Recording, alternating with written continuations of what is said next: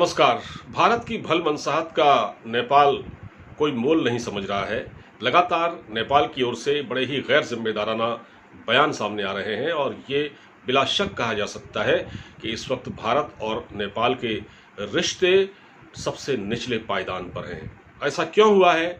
इसका एक कारण ये है कि जो भारत सरकार ने सीमा सड़क संगठन की मदद से एक रोड का निर्माण कराया है, जो कि पिथौरागढ़ से लेकर लिपुलेख दर्रे तक जाती है, जहां से कैलाश मानसरोवर यात्रा आसान होती है, जो चीन की सीमा तक जाती है। तो जब से ये रोड का निर्माण हुआ है और उसके बाद हमारे रक्षा मंत्री राजनाथ सिंह जी ने 8 मई को इसका वीडियो कॉन्फ्रेंसिंग के जरिए उद्घाटन किया, तो उसी दिन से नेपाल का माथा ठनका हुआ है और नेपाल ये लगातार दावा करता रहा है कि ये रोड उसके इलाके का अतिक्रमण करती है, ये वहां से गुजर रही है, ये उसकी टेरिटरी है, जबकि भारत उसकी आपत्तियों को, उसके एतराज़ात को सिरे से खारिज कर चुका है। और इस बारे में नेपाल और भारत के अधिकारियों के बीच बातचीत भी हुई है, लेकिन नेपाल लगातार जहर उगल रहा है। अब वो जहर क्यों उगल रहा है, इसका कारण मैं आपको बताऊंगा। फिलहाल नेपाल ने क्या कहा है? नेपाल ने एक बहुत ही गैर जिम्मेदाराना, असंवेदनशील और घटिया बयान दिया है। नेपाल ने क्या कहा है कि हमारे यहाँ अचानक जो कोरोना वायरस के मामले बढ़े हैं, इसके लिए भारत जिम्मेदार है। भारत के रास्ते जो लोग आ रहे हैं वो चीन के कोरोना वायरस से भी ज़्यादा खतरनाक हैं। यानी उनके यहाँ से जो लोग आ रहे हैं वो यहाँ कोरोना फैला रहे हैं और ये कोरोना वायरस ज़्यादा जानलेवा है। और साथ में उन्होंने ये भी कहा कि इन लोगों को हमारी कुछ विपक्षी पार्टियों के लोग भारत से यहाँ ला रहे हैं बगैर टेस्टिंग किए। तो एक तो ये उसने बयान दिया है नेपाल ने, और दूसरा अब क्या हुआ है कि नेपाल ने अपनी फौज भी तैनात कर दी है लिपुलेख के आसपास, जो कि भारत को खबरदार करने के लिए है। और इसके अलावा उसने क्या किया है, उसने अपने एक नक्शा जारी किया है, एक नक्शा, विशेष नक्शा अपने देश का जारी किया है, जिसमें उसने जो 3 इलाके हैं, जिसमें से एक लिपुलेख है और एक है कालापानी और एक है लिम्बियाधुरा, ये जो इलाके हैं इनको अपने क्षेत्र में दिखाया है।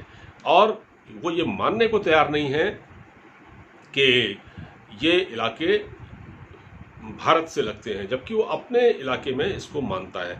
अब दूसरी बात ये है कि अब चीन जो है इस पूरे भारत और नेपाल के बीच में, यानी चीन नेपाल को उकसा रहा है। इस पूरे गेम में चीन खाद पानी डाल रहा है, यानी कि जैसे कहते हैं ना कि आग में घी डालने का काम कर रहा है चीन, क्योंकि चीन के इसमें अपने मफादात हैं। चीन के क्या स्वार्थ है इसमें?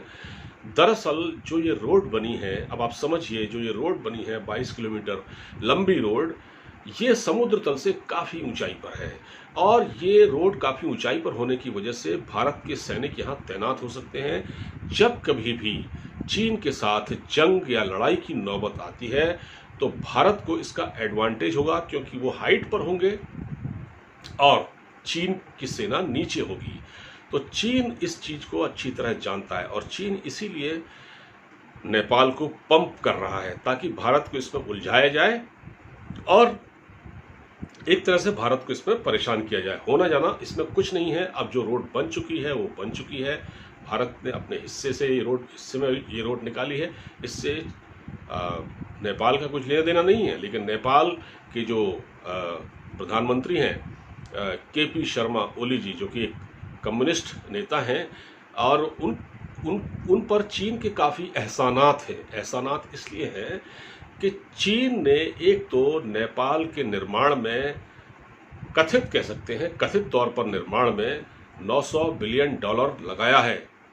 ठीक है, नेपाल में उसका $900 बिलियन फंसा हुआ है और वो काम कर रहा है, वसूल कर रहा है नेपाल से।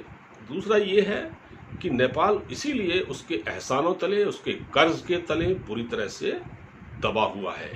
दूसरी बात यह है कि केपी शर्मा ओली इतने चीन के प्रभाव में हैं कि हम बता नहीं सकते आपको। अब से पिछले महीने की बात है, जब उनकी सरकार संकट में फंस गई थी, तो बीच में चीन की कम्युनिस्ट पार्टी के नेताओं ने आकर सुलहनामा करवाया था इनके देश में और इनकी पार्टी के अंदर, वरना विद्रोह हो गया होता और केपी शर्मा ओली की सरकार गिर गई होती। तो नेपाल की इस सरकार को बचाने में चीन ने बहुत बड़ी भूमिका निभाई है। इसलिए केपी शर्मा ओली जी चीन के इस एहसान को भूल नहीं पा रहे, क्योंकि चीन ने इनकी कुर्सी बचाई थी, इनको कुर्सी से उतरने से बचा लिया था। ये तमाम कारण हैं और चीन इसीलिए एक तीर से दो निशाने साध रहा है। उधर वो उनकी सरकार को प्रोटेक्ट कर रहा है, वहाँ पर वो इन्वेस्टमेंट भी कर रहा है। दूसरा, वो भारत को उलझाए रखना चाहता है नेपाल के साथ, ताकि जो भारत को इसमें जो एडवांटेज है वो न मिल सके। और नेपाल इसलिए भी गुर्राया हुआ है क्योंकि भारत ने जो पाम ऑयल का जो इंपोर्ट है, भारत सबसे बड़ा इंपोर्टर है, तो पाम ऑयल का जो 3 लाख टन इंपोर्ट भारत करता था नेपाल से, वो भारत ने बंद कर दिया है। इसलिए नेपाल बहुत परेशान है अंदर से, और केपी शर्मा ओली इस सब के बाद बहुत ही अवसाद की स्थिति में है, बहुत फ्रस्ट्रेशन के शिकार हैं, और इसीलिए उन्होंने इतना गैर जिम्मेदाराना बयान दिया है और एक नक्शा भी जारी किया है जिसमें लिपुलेख को अपने एरिया में दिखाया है, अपने क्षेत्र में दिखाया है, और यह भी कह दिया है कि कोरोना वायरस जो भारत से आ रहा है, जो भारत से लोग आ रहे हैं, उनमें जो कोरोना वायरस है वो चीन के कोरोना वायरस से ज़्यादा खतरनाक है, जानलेवा है। फिलहाल इस वीडियो में इतना ही। अपना ख्याल रखिए। अब मुझे इजाज़त दीजिए और बताइए कि आपको ये वीडियो कैसा लगा। इस वीडियो को जितना ज़्यादा हो सके शेयर कीजिए। नमस्कार।